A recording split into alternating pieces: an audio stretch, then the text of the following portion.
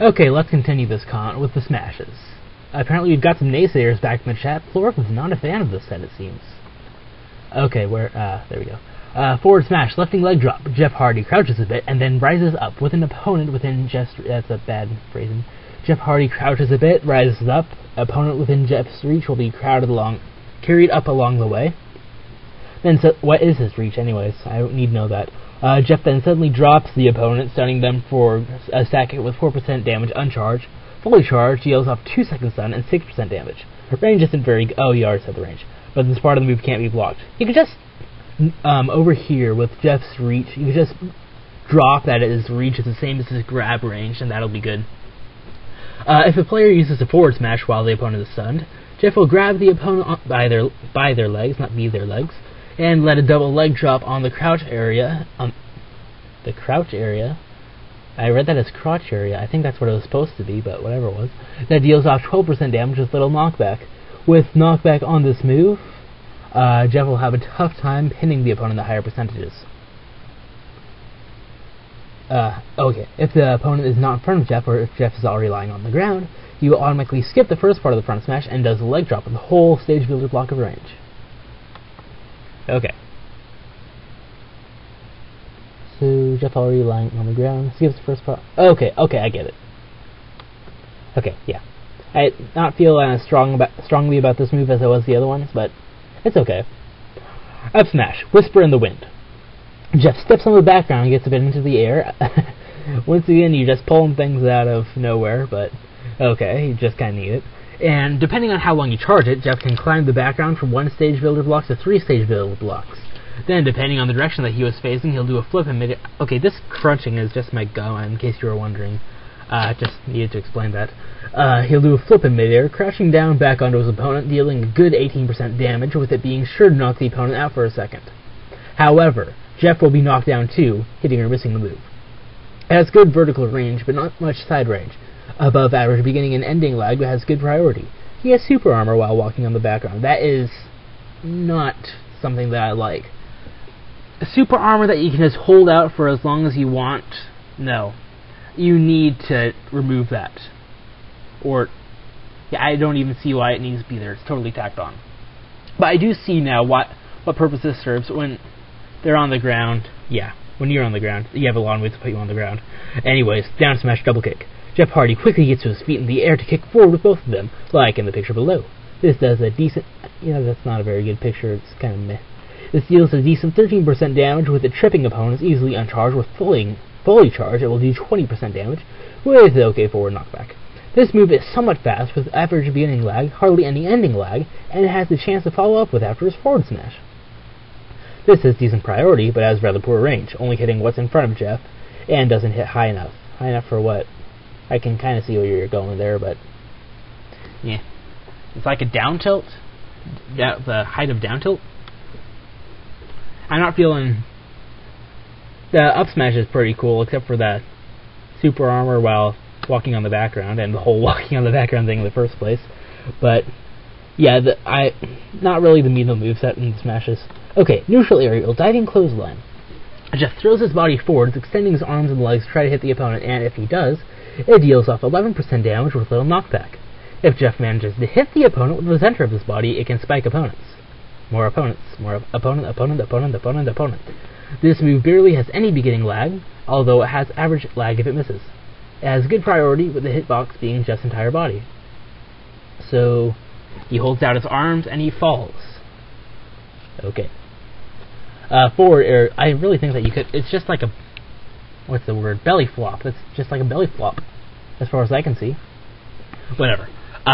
Forward aerial, dual kick. Jeff takes both his legs out for a double kick, and providing hits, it can deal 12% damage, with a little knockback. Hitting with the feet exactly will cause good horizontal knockback. This double leg kick has a good hitbox, stretching to Jeff's entire body, and this attack has a decent priority. Has a bit of beginning lag, or hardly any ending lag. Overall, it's an okay move, but just don't try to abuse other than keeping opponents away from the stage. So it's the gimping attack, okay? Where was the lag? You didn't... okay, hardly any ending lag. That's good. Alright, just a basic gimper. Kind of thing that you would expect to see on any of Sakurai sets. It's not a bad thing. I'm not any better at forward aerials myself. Backwards aerial, extreme leg drop. Jeff quickly flips his body to face behind, and he spreads his legs out for a huge leg drop, dealing off 13% damage with automatically spiking opponents downwards. This has a wide hitbox with good priority to boot. This has only a beginning lag, but hardly any ending lag. The aftermath of this move leaves Jeff continuously still leg dropping down. What is a leg drop? This is the kind of thing that when you're using terms like this, you should probably provide another GIF. Oh, that's cool. You should probably provide one of those, or at least a picture or something, because I don't even know where leg drop is. Whatever. Down aerial, Swanton Bomb. Nice name. Jeff starts soaring downwards diagonally like an eagle, going at a fast speed as Jeff reaches the bottom of the hill to do a flip in midair, performing his signature move. Any opponent that gets hit by this move is guaranteed to stay knocked down for 2 seconds. Okay, that's good. The damage depends on how high Jeff is in the air. That's another nice touch. It will always do at least 14% damage. After 5 stage failure blocks, for every block that goes higher, do an additional 3% damage. Good priority, a bit of beginning lag, hardly any ending lag. Problems hitting, being predictable, not the biggest hitbox. Misses with this move, he'll suffer 5% damage. I can definitely see that. Start soaring downwards diagonally like an eagle. I don't really see that in this image, but oh well. Yeah, I do like this move a bit more than the rest of the aerials that you have so far. Upwards aerial, Hurricane Rana. However you pronounce that. Hurricane Rana. Whatever. Jeff sticks out his 2 legs behind him. 2 legs? Really? Is that necessary?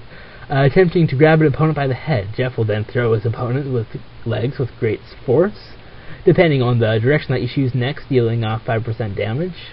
How is this an up aerial, anyway? This is okay range, reaching what's directly behind Jeff, though if the attack does not hit the upper body of the opponent, it will not work. This move has very little lag at either end.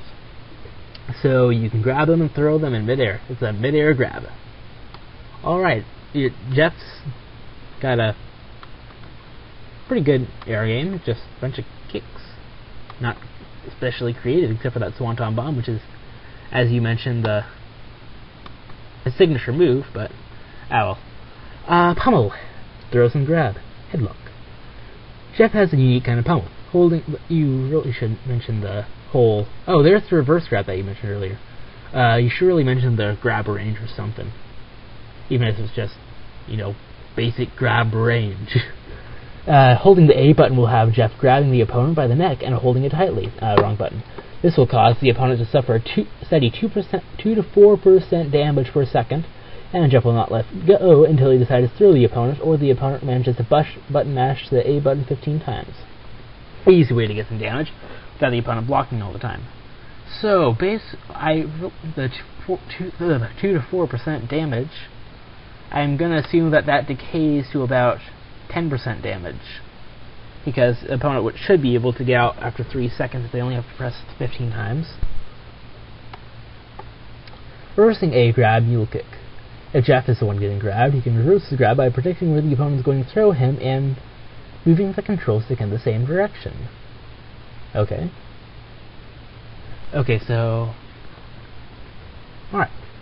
That's a nice touch. I don't recall that from anywhere else. I'm assuming that's part of Jeff's play style in his wrestling, but does that make sense? Giving Jeff 2 stage failure blocks of space and dealing off 8% damage. This can make him immune to chain grabs if used correctly. Very true, and I would probably pick up Jeff to counter certain characters because of that. Forward throw, punch away. Jeff, with the opponent still in a headlock, punches the opponent in the head with a spare hand. This causes the opponent to be knocked away 2 stage failure blocks for order 12% damage. Try to fall it off with the smash attack. I don't even know what that means. Fall it off. Oh well. Backward throw, chasing throwdown. Jeff quickly throws the opponent behind him, causing them run with no control. Poorly written there. Jeff then chases after them, grabs their head, and throws them down to the ground, causing 12% damage with it grounding the opponent. Animation is rather long, so opponents outside the throw can interfere. I'd like to know what this does, if they're running off a stage, or if they're running off of a walk-off platform. Could have thrown that in somewhere. Down throw, neck slam. I'm noticing that you have a theme here with your 12%. You have a lot of 12% throughout the entire set. 12%. 12%. Maybe not as many as I remember, but 12%, 12%, 12%. I'm just going to pretend that there were a lot more. Where was I? Puts the opponent neck under his arm. He then lifts them up before slamming them to the ground, grounding them with 12% damage to boot. Indeed, that is a good way to pin them. Up throw, surprise pin. Jeff jumps over the opponent and gets behind them. He then surprises them by forcibly dragging the opponent to the ground, rolling them over to their backs for a surprise pin hold. This is the same way to pin your opponent like Jeff's down special. That can be, well, a surprise.